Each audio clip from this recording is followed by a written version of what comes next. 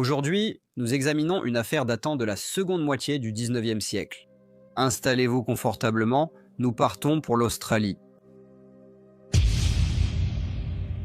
Henri-Louis Bertrand est né le 26 septembre 1840.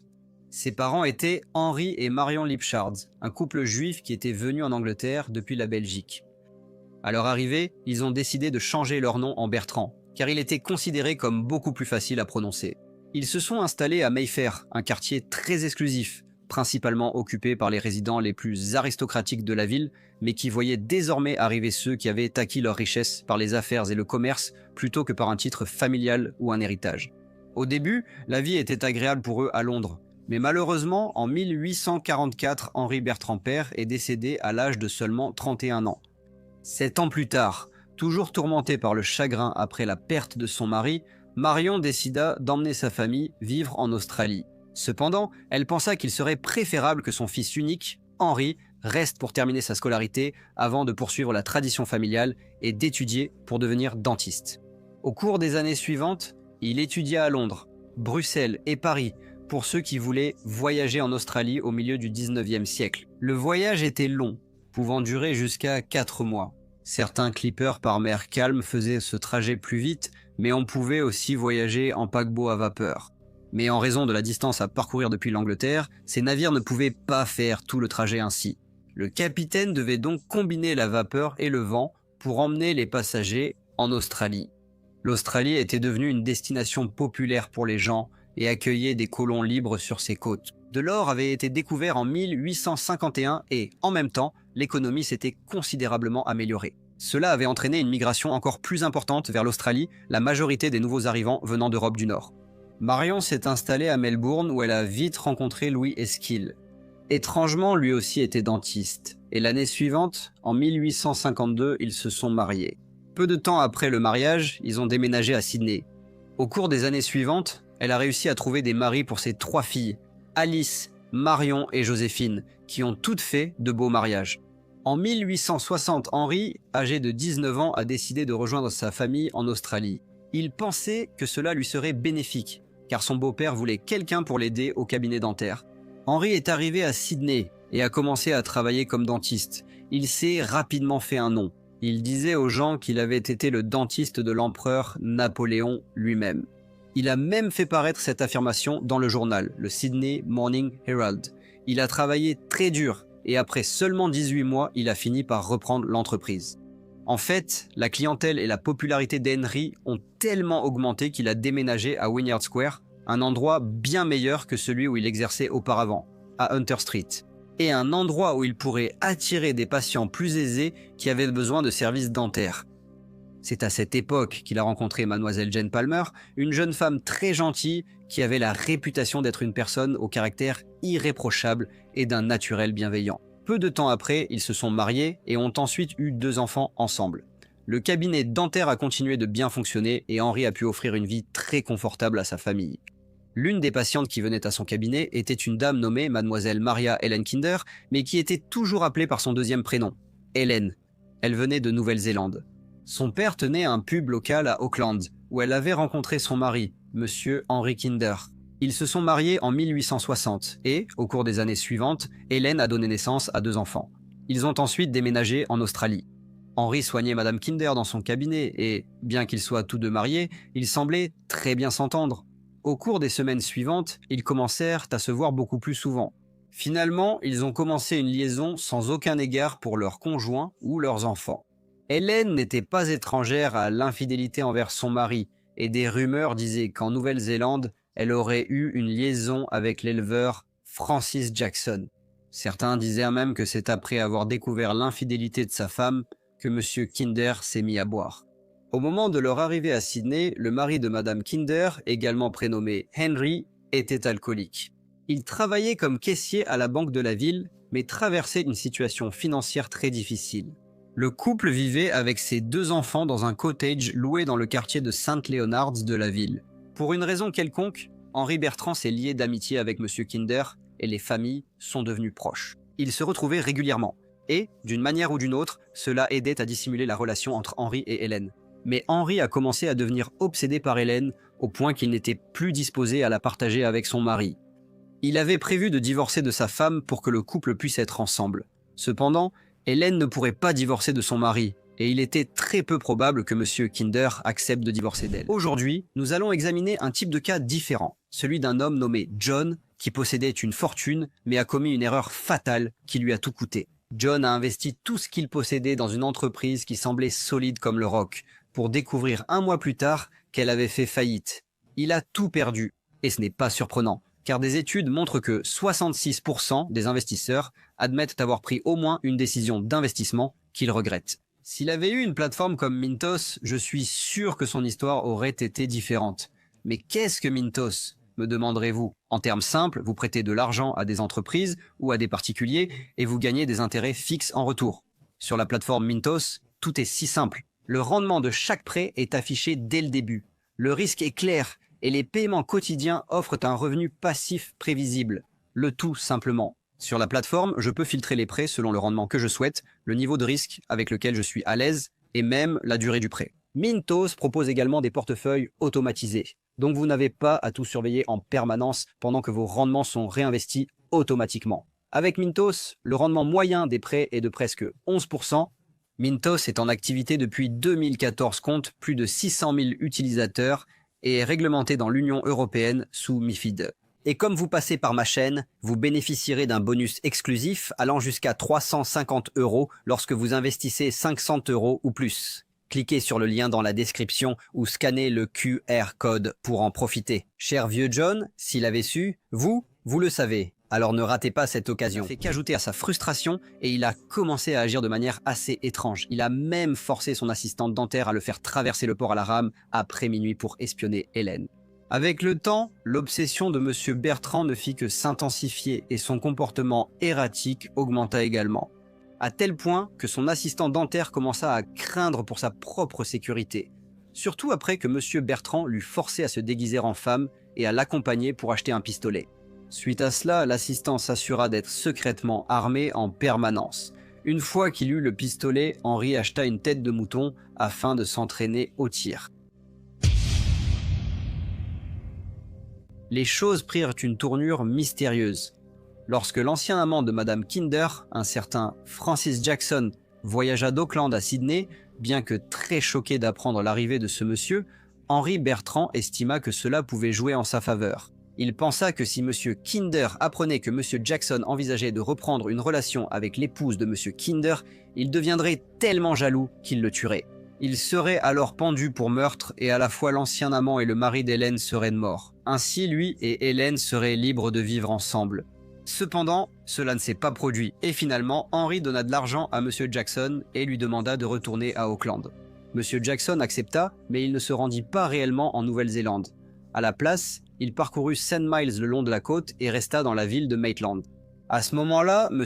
Henry Bertrand devenait de plus en plus désespéré. Il désirait tellement être avec Hélène, mais elle était mariée et il allait être difficile pour lui de pouvoir être avec elle.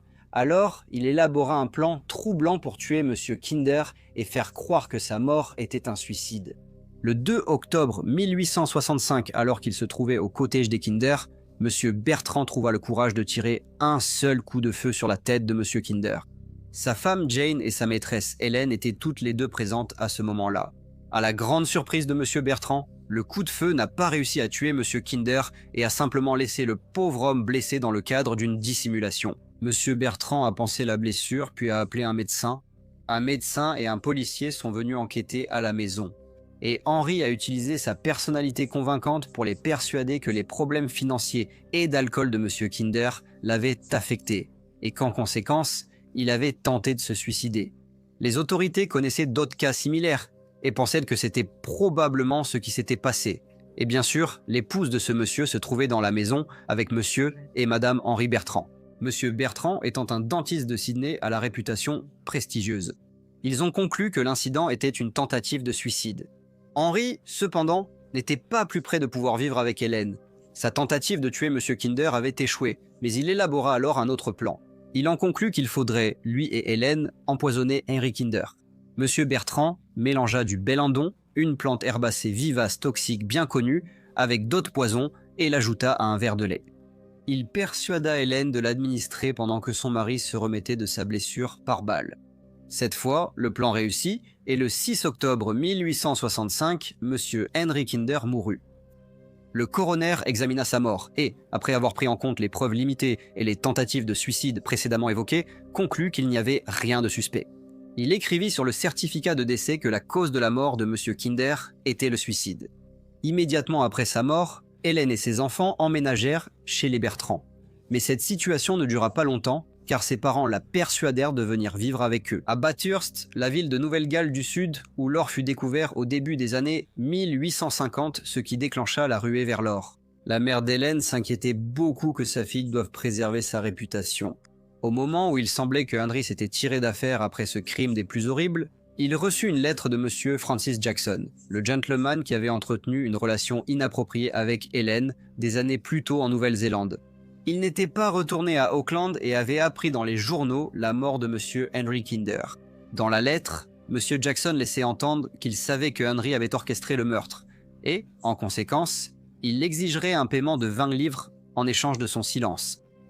Henry n'a pas du tout bien réagi à ce chantage et a plutôt apporté la lettre directement à la police. Il déclara qu'un gentleman essayait non seulement de le faire chanter, mais aussi de détruire sa réputation. La lettre était la seule preuve dont la police avait besoin pour arrêter M. Jackson et, lors de son procès ultérieur, il fut condamné à 12 mois de travaux forcés. L'affaire avait attiré l'attention de la presse et suscité un vif intérêt du public. Il y avait des incohérences évidentes et, après l'arrestation de M. Francis Jackson, la police a subi des pressions pour enquêter plus en détail sur la manière exacte dont M. Kinder était décédé. Ils ont découvert que M. Henry Bertrand avait tenu un journal secret qui contenait des détails concernant la mort de M. Kinder. De plus, il a été découvert que Henry s'était vanté auprès de sa sœur, Madame Harriet Kerr, d'avoir échappé à la justice après un meurtre. L'assistant dentaire de M. Bertrand a également fourni une série de preuves aux autorités. Après avoir découvert tout cela, la police a été incitée à exhumer le corps et à pratiquer une autopsie. Au cours de cette procédure, les pathologistes ont trouvé du poison dans l'estomac de M. Kinder. Cela a ensuite conduit M. Henry et Mme Jane Bertrand à être inculpés de meurtre, et Mme Maria Helen Kinder à être inculpée de complicité de meurtre. Au moment où les accusations officielles ont été portées, la nouvelle de l'affaire s'était répandue au-delà de Sydney, et était lue dans les journaux de toute l'Australie. M. Bertrand était surnommé le dentiste fou de Wynyard Square. Le procès a commencé le 14 février 1866 au tribunal criminel central de Sydney. L'affaire contre les deux femmes a finalement été abandonnée, faute de preuves sur leur implication dans la mort de M. Kinder. Cela a attiré énormément l'attention du public et provoqué une vive réaction dans tout le pays. Il y avait de nombreuses preuves contre l'accusé, dont la plupart indiquaient que son mobile pour ce crime horrible était la forte passion qu'il éprouvait envers Madame Kinder. De nombreuses citations de son journal intime ont été utilisées au procès pour confirmer sa culpabilité. Son comportement excentrique a également été mis en avant et il a été déclaré qu'il s'était à de nombreuses reprises vanté de ses succès auprès des femmes, de ses aventures romantiques à Bruxelles et du fait qu'il avait combattu en duel à Paris. Après la mort de son mari, Madame Kinder était allée vivre chez ses parents à Bathurst et, pendant cette période, elle avait échangé de nombreuses lettres avec M. Bertrand. Cela confirmait sans aucun doute que le couple entretenait une relation inappropriée et, avec le journal intime de l'accusé, les preuves semblaient être assez accablantes. Les journaux ont rapporté l'existence des lettres et le public australien a trouvé beaucoup d'amusement à lire leur contenu. Au procès, le comportement de Henry envers sa femme a été souligné et il a été dit qu'il la traitait d'une manière indigne d'un gentleman. Cela comprenait un passé de violence envers elle. Certains rapports ont suggéré que ce traitement cruel envers sa femme a choqué le public, presque autant, voire plus, que la manière dont M. Kinder était décédé. Lorsque le procès s'est terminé, M. Henry Louis Bertrand a été reconnu coupable du meurtre de M. Henry Kinder et, le 23 février 1866, il a été condamné à mort, l'exécution devant avoir lieu le mois suivant.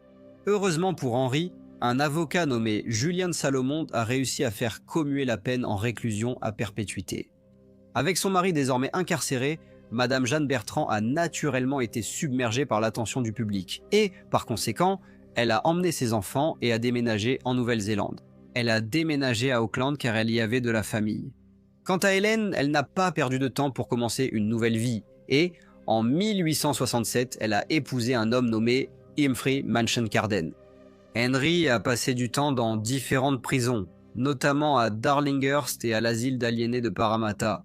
Pendant son séjour derrière les barreaux, il a développé de façon inattendue un talent artistique et a même joué de l'orgue lors des offices à la chapelle. Après 29 ans de prison, il est devenu le détenu ayant purgé la plus longue peine en Nouvelle-Galles du Sud. On pense qu'il s'est bien comporté pendant son séjour en prison, des rapports indiquant qu'il n'a enfreint qu'une seule règle au cours de sa peine. Le 17 juin 1894, le système judiciaire a déclaré que M. Henri Bertrand ne représentait plus une menace pour la société et, par conséquent, à 53 ans, il était un homme libre. Pour sa première nuit libre, il a été autorisé à passer la nuit à l'hôtel Métropole, mais a été expulsé sur le premier navire pour l'Angleterre. Après sa libération, il ne s'est pas réconcilié avec sa famille et il est resté très discret pour le reste de sa vie. Bien qu'il soit allé en prison en tant qu'homme populaire et à la mode, il en est ressorti tout le contraire, et, de façon compréhensible, avec une réputation complètement ruinée.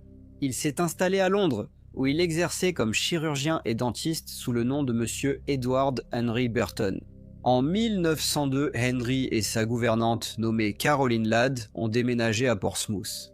Caroline se plaignait car elle croyait avoir été empoisonnée. La même année, Caroline est décédée.